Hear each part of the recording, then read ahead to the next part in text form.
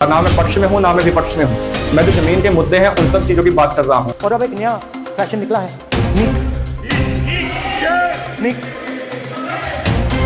Professional exams को आपने commercial exams में बदल दिया है। आपको एक डाटे से बता देता हूँ कि 2017 से लेकर 2024 अभी तक 65 एग्जाम ऐसे हैं जो लीक हो चुके हैं और उसमें नीट भी शामिल होता है। ये विषय बहुत गंभीर है, पूरे हिंदू समाज को हिंसक करना।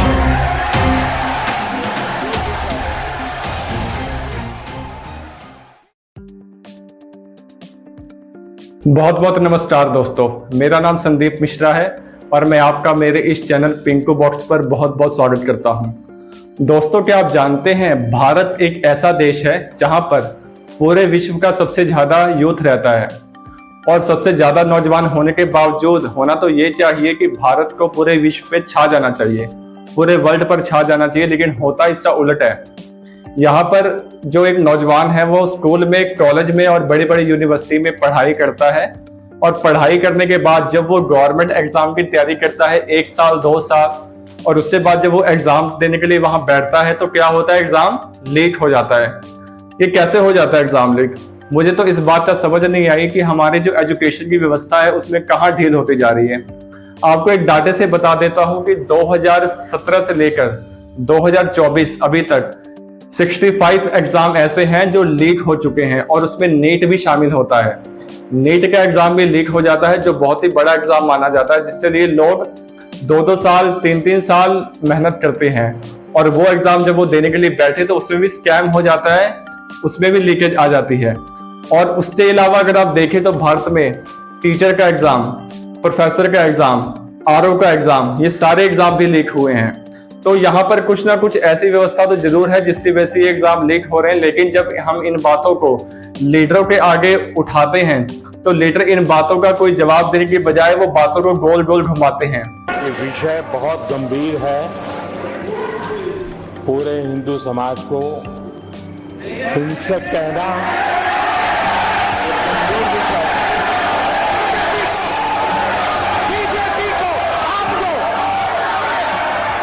उनके पास सिर्फ राजनीतिक मुद्दों के अलावा और कुछ बचा ही नहीं है।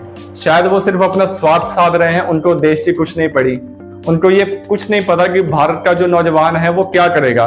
मान लीजिए आप भी एक नौजवान है और आप मान लीजिए आपका कोई बच्चा है, वो अगर पढ़ाई कर रहा है, वो किस लिए पढ़ाई कर रहा है? शायद वो जॉब चाहता हो, शायद वो भारत की गवर्नमेंट से कुछ चाहता हो, शायद इसलिए वो पढ़ाई कर रहा है और वो एग्जाम देने के लिए बैठे, 1 साल एग्जाम देने के लिए बैठे, वो एग्जाम लीक हो जाए, फिर वो दूसरे साल फिर मेहनत करे, फिर बैठे, वो एग्जाम लीक हो जाए, ऐसे तीसरे साल चौथे साल वो बैठता रहे, एग्जाम लीक होता रहे, तो ऐसे क्या होगा कि उसकी उम्र निकल जाएगी।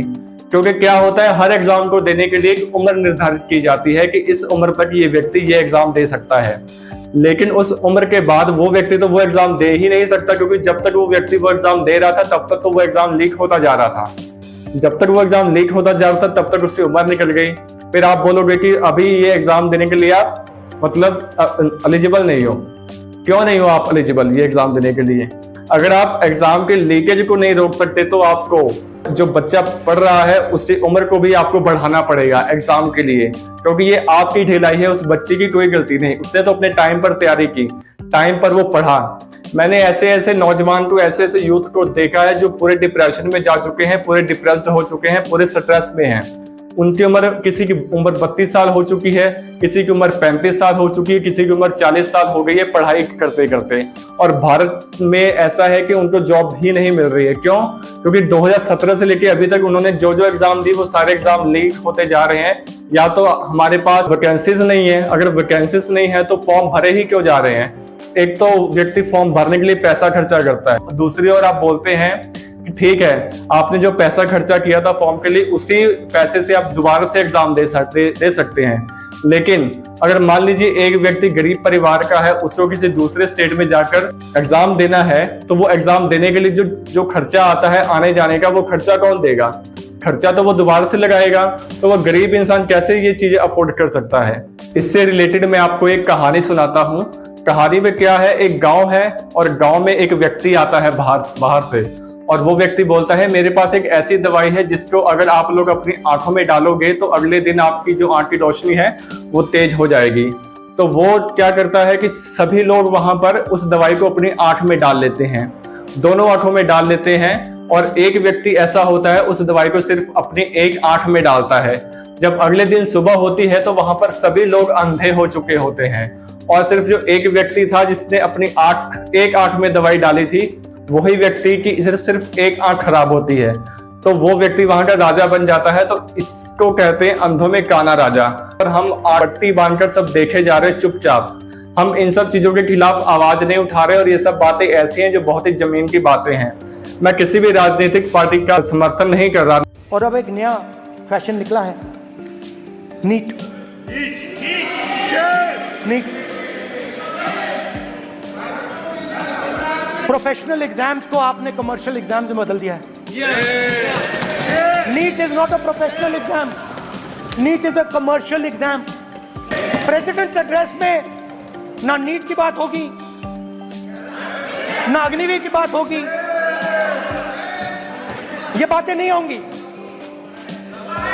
और हमने कहा, हम स्पीकर सर, हमने कहा कि एक दिन का डिस्कशन अलाउ कर दीजिए। हम आपके साथ खड़े होकर इसको रिजॉल्व करना चाहते हैं। इंस्टीट्यूशनल फेलियर है, हम आपकी मदद करना चाहते हैं, रिजॉल्व करना चाहते हैं। सरकार कहती है नहीं, डिस्कशन नहीं होगा। ना मैं पक्ष में हूं ना मैं विपक्ष में हूं, मैं जो जमीन के मुद्दे हैं उन सब चीजों की बात कर रहा हूं। और हमारे के सम्मानीय नेता राहुल गांधी ने इस विषय पर बात तो की है संसद में, उन्होंने नीट की बात तो की है, उन्होंने भारत के किसान की बात तो की, चाहे उन्होंने इसकी बात अपने स्वार्थ के लिए ही की हो। लेकिन इससे ये समझ में आता है कि ये ऐसे गंभीर मुद्दे हैं जिनके बारे में ये लोग जानते जरूर हैं, लेकिन वो आम जनता को इस चीज से दूर रखना चाहते हैं। कुछ उनको पता नहीं कि भारत का नौजवान रात दिन मेहनत कर रहा है, और वो किस लिए मेहनत कर रहा है, क्या करेगा वो नौजवान। अगर वो किसी यूनिवर्सिटी में, किसी स्कूल में पढ़ाई कर रहा है, पढ़ाई करके वो जॉब के लिए वो एग्जाम दे रहा है, वो एग्जाम लीक होता रहे, उसकी उम्र बढ़ती जाए, तो वो कुछ नहीं कर पाएगा अपने जीवन में। और इन सब चीजों को ध्यान देना बहुत जरूरी है। मैं भारत के यूथ को ये कहना चाहूंगा कि आप उठो और आवाज उठाओ अपने लिए, बहुत जरूरी है आवाज उठाना। क्योंकि भगत सिंह जी ने भी आवाज उठाई थी। भगत सिंह का कहना ये बिल्कुल सही था कि जिंदगी अपने दम पे जी जाती है, दूसरों के दम पे तो जनाजे ही उड़ते हैं बस। तो आपको आवाज उठानी बहुत आवश्यक है। बहुत बहुत धन्यवाद आपका।